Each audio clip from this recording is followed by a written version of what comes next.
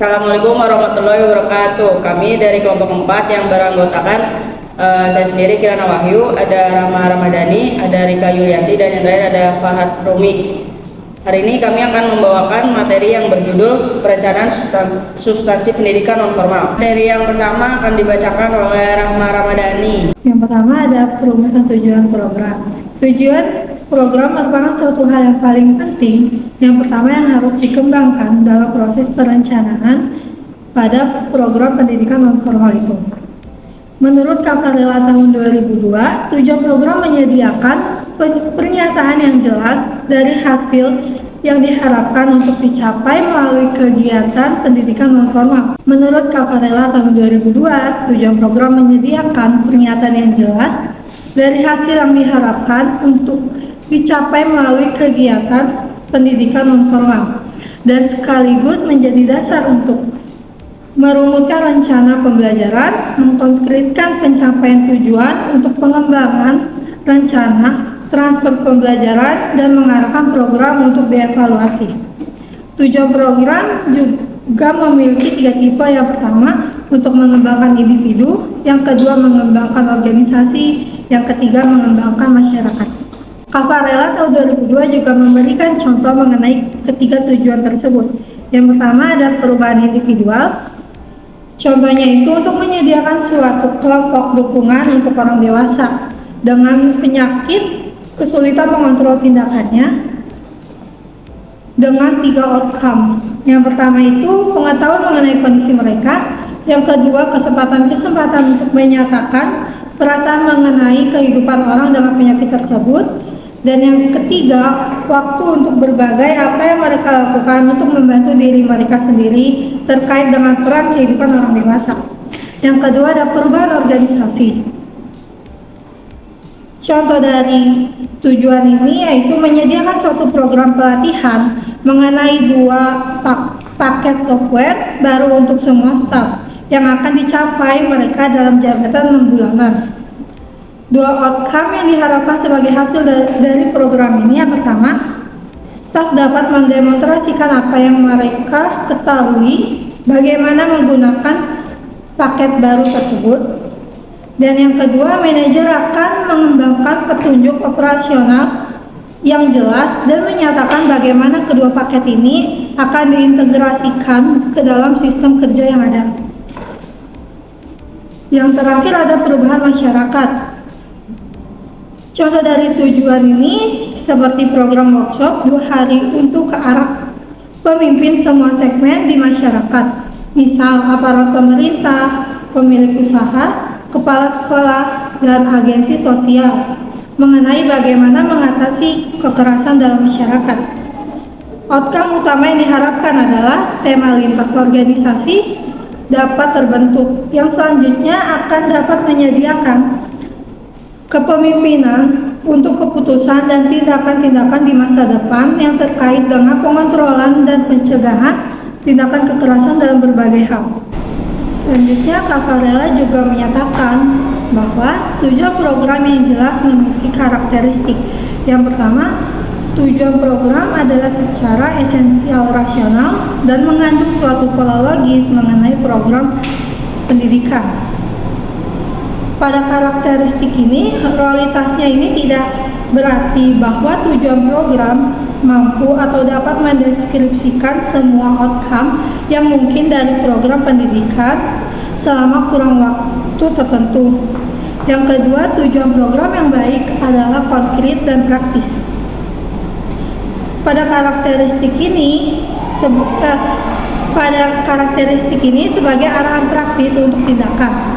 Tujuan program tidak mendeskripsikan segala hal yang mereka seharusnya ada secara ideal maupun tidak memfokuskan pada masalah yang tidak memiliki dasar dalam realita.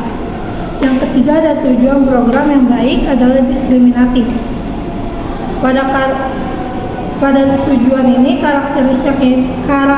karakteristiknya itu sebagai tujuan program yang harus dapat membedakan tindakan dengan tindakan lain sesuai dengan penentuan prioritas kebutuhan program yang telah ditentukan. Materi selanjutnya akan dibacakan oleh Rika Yulianti. Untuk selanjutnya ada penyusunan kurikulum program. Di sini saya akan menjelaskan pengertian kurikulum dari beberapa ahli. Yang pertama dari Lawton tahun 1973 dalam Foley 2002 mencatat bahwa di masa lalu definisi kurikulum cenderung menekankan isi dari program pengajaran.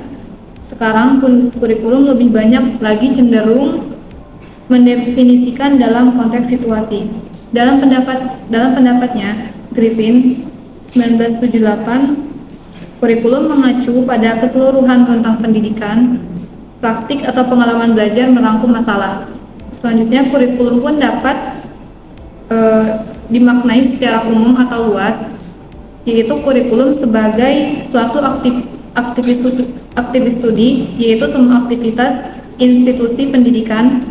Kurikulum sebagai isi, produk, atau proses, dan kurikulum dilihat dari elemennya, mencakup kurikulum formal, informal, dan hidden.